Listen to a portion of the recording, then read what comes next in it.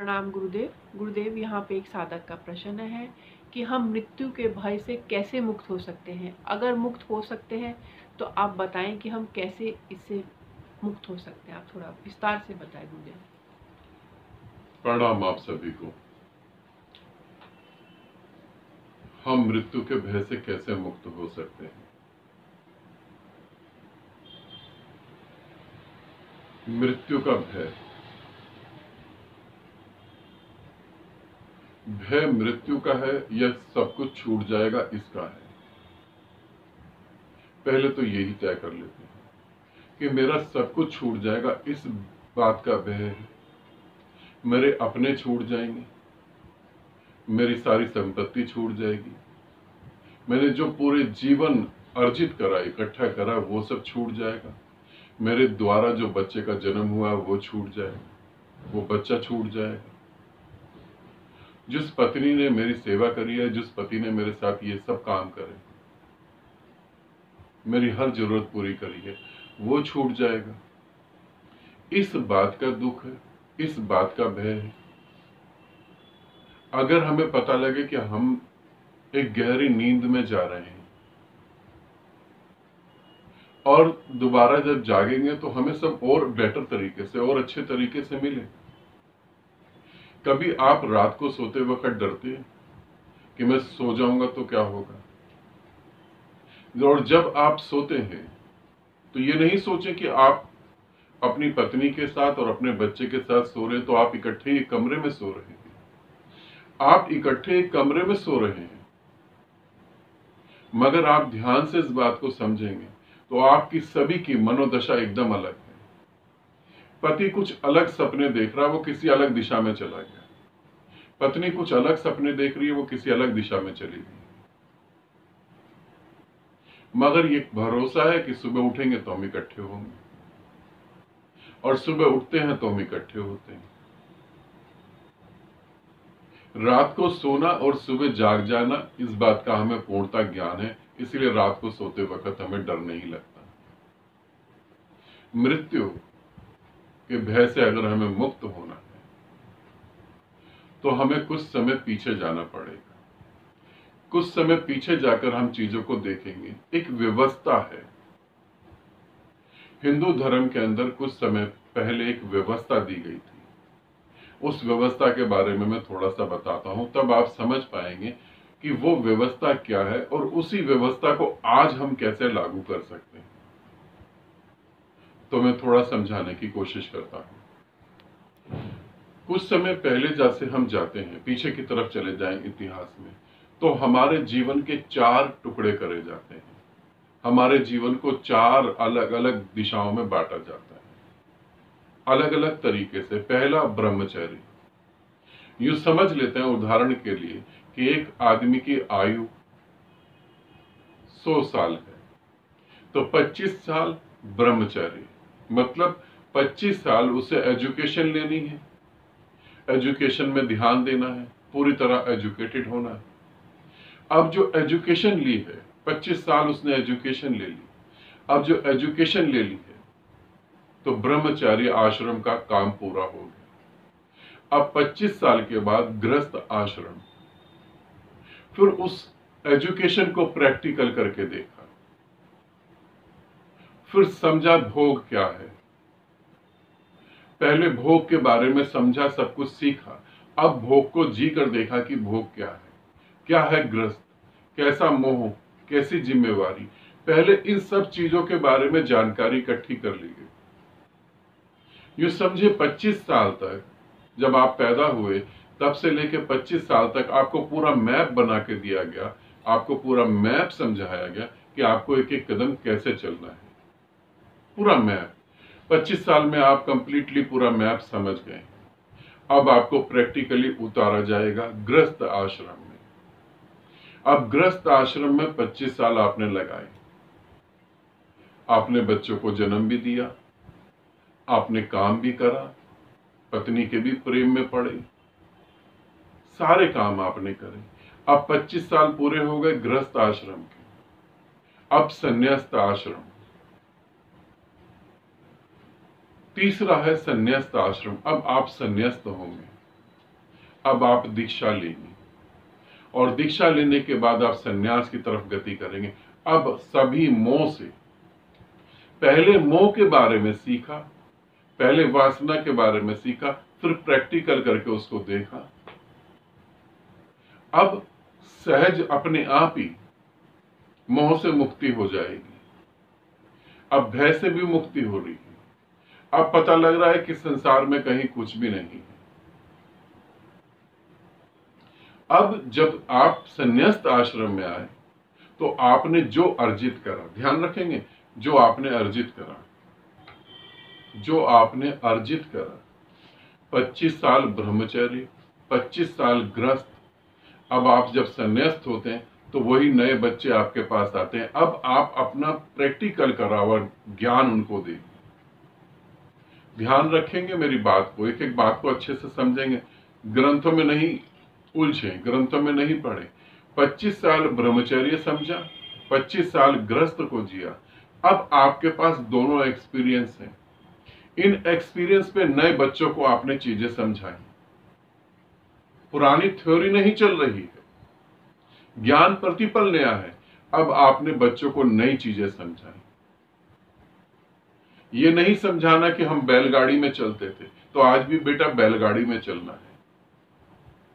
उस समय अध्यात्म भी गति कर रहा था, उस समय विज्ञान भी गति कर रहा था, उस समय अंधविश्वास नहीं था, क्योंकि जो संन्यास्त हुआ उसने अपने जीवन के पहलुओं को बच्चों को सिखाया। अब बच्चों को भी सिखा लिया। अब जो तुम्हारे पास ज्ञान था वो तुमने बांट दिया। अब जो था पढ़ाओ, वानप्रस्थ। अब बिल्कुल मौन और एकांत में चले गए। और जब मौन और एकांत में चले गए तो खोने का भय कहां से पैदा हुआ? जब तुम मौन हो जाते हो, साधना करते करते तुम मौन हो गए, ब्लैंक हो गए। अब जब आप ब्लैंक हो गए, समाधि में चले गए, तो कौन सा बच्चा, कौन सी पत्नी, कौन सा पति? वहां खोने को कुछ भी नहीं है। वहां तुम्हारी मृत्यु नहीं है। वहां तुम्हें सब कुछ बोध हुआ, वहां तुम्हें सब कुछ तुमने जाना कि मैं अमृत हूं, कि मैं निराकार हूं। इस तरीके से मानव जाति को हमने पूरी व्यवस्था दी थी, पूरी व्यवस्था इस तरीके से। मगर धीरे धीरे जैसे जैसे हम दिमाग में चलते चले गए, हमारे लिए पैसा बहुत महत्वपूर्ण हो गया। पैसा इतना महत्वपूर्ण हो गया कि हम बच्चे को ये नहीं सिखाते कि बेटा खेलो कूदो। हम बच्चे को ये सिखाते हैं कि टॉपर बनो, ज्यादा एजुकेटेड हो जाओ, ताकि ज्यादा अच्छी जॉब लगे, ज्यादा अच्छा बिजनेस करो, ज्यादा पैसा कमाओ। ज्यादा ज्यादा ज्यादा और ज्यादा। अब हम ये बता ही नहीं रहे कि ये सब कुछ छोड़ के भी जाना है। हम कभी भी अपने बच्चों को ये नहीं कहते कि बेटा ये सब कुछ छोड़ के जाना है। एक पिता कभी अपने बच्चे को ये नहीं कहता कि देखो मेरे पिता छोड़ के चले गए सब कुछ, बेटा एक दिन मैं भी छोड़ के जाऊंगा सब कुछ, एक दिन तुम भी छोड़ के जाओगे। नहीं, बच्चा और ज्यादा कमाएगा, और ज्यादा।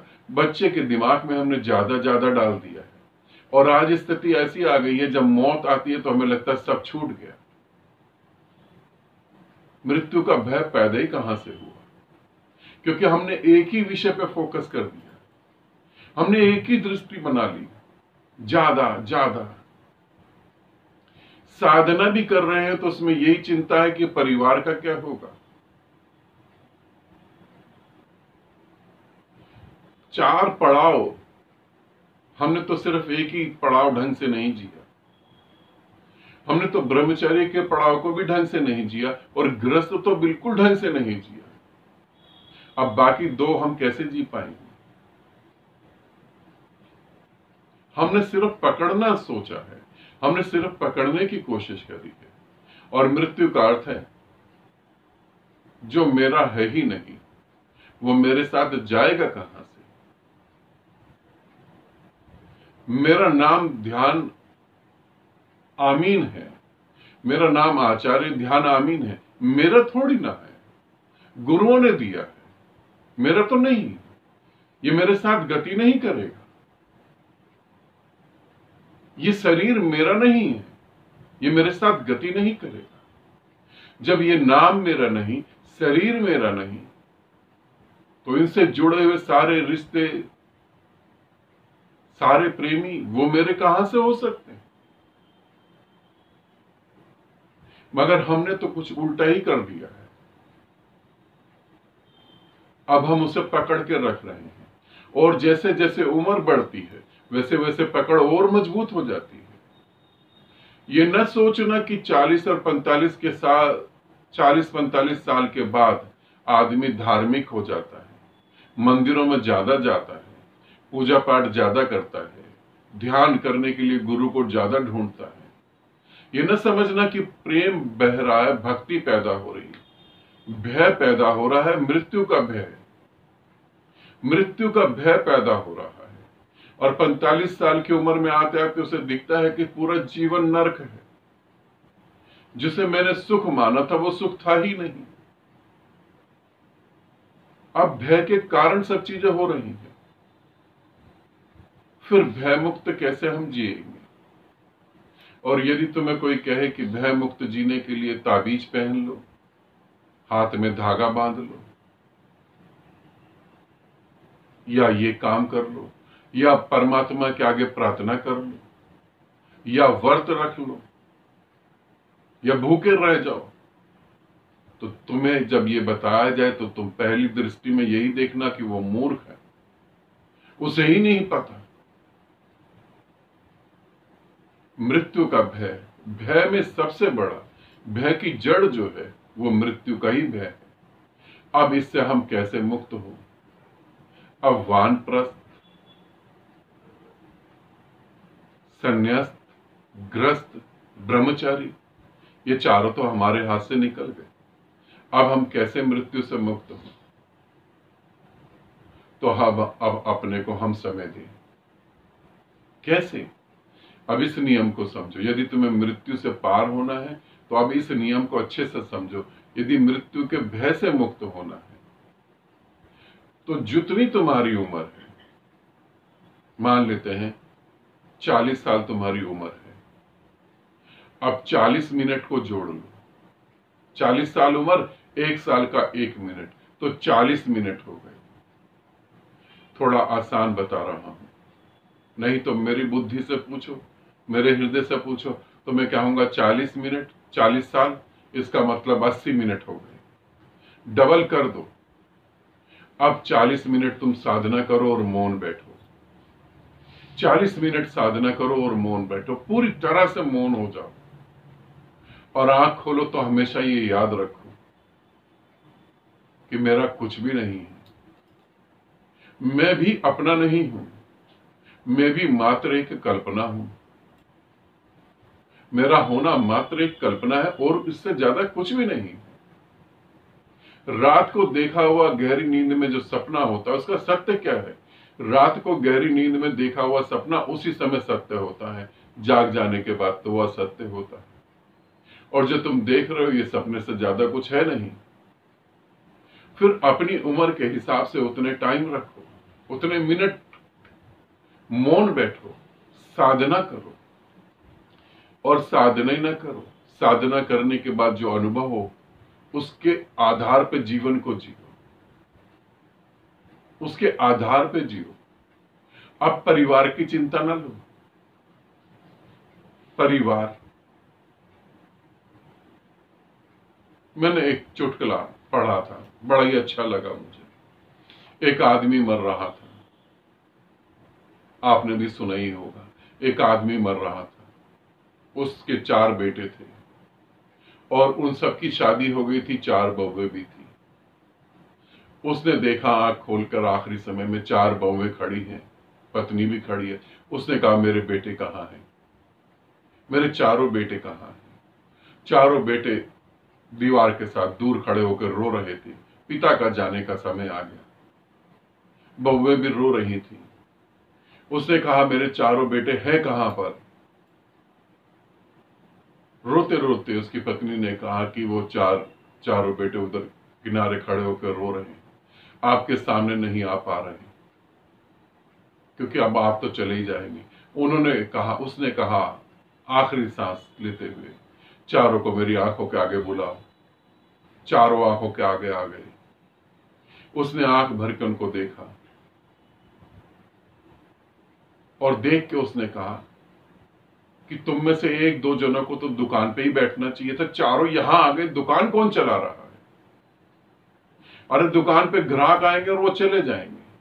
आखिरी सांस में भी हमें यही चिंता होती है, परिवार का क्या होगा। तुम उल्टी डायरेक्शन में जा रहे हो। ग्रस्त तुमने जी लिया है, संन्यास्त की तुम्हें जरूरत नहीं लगती। अकेलापन तुम्हें डराता है, फिर तुम कैसे मृत्यु के पार जा पाओगे? कैसे मृत्यु के भय से मुक्त हो? तुम मुझसे पूछ रहे हो, मैं तुम्हें मार्ग बता सकता हूं। मार्ग पे अंततः चलना तो तुम्हें पड़ेगा ही। बड़े बड़े साधक और बड़ी बड़ी ऊंचाइयों के साधक जो बहुत ऊंचाई पे चले गए, उनके साथ भी यही जुड़ा हुआ है। परिवार का क्या होगा? यमराज अगर तुम्हारे सामने खड़ा हो गया तो तुम यमराज को कहोगे कि 2 मिनट रुक जा, परिवार के बारे में सोच लो फिर चलूंगा।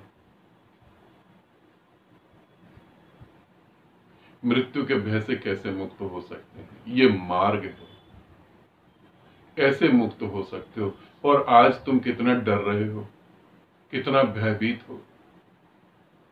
एक रात को सोने गए बिस्तर पर, बस एक ख्याल आया कि अगर मैं मर गया तो रात को नींद नहीं आएगी। रात को सोने गए बिस्तर पर बैठे हैं, आराम से पत्नी को देखा वो गहरी नींद में सो रही है। अगर एक ख्याल आया अगर पत्नी मर गई तो? अब रात की नींद खत्म। कितना भय है। तुमने तो जैसे तैसे करके जिया।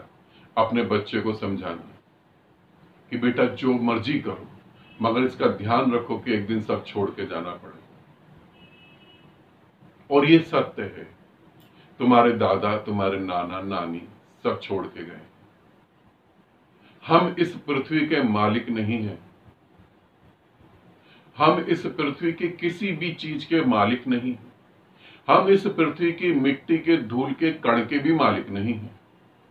हम अपनी हड्डियों के मालिक नहीं हैं। हम अपनी मांस मज्जा के मालिक नहीं हैं। ऐसे समझो और साधना में उतरो, तभी तुम मृत्यु के पार जा पाओगे और तभी मृत्यु के भय से मुक्त हो पाओगे। इसके अलावा कोई मार्ग नहीं है मेरे प्यारे दोस्त, इसके अलावा कोई मार्ग नहीं है। ठीक है, आनंदित रहें, सदा खुश रहें। बहुत बहुत प्रेम आप सभी।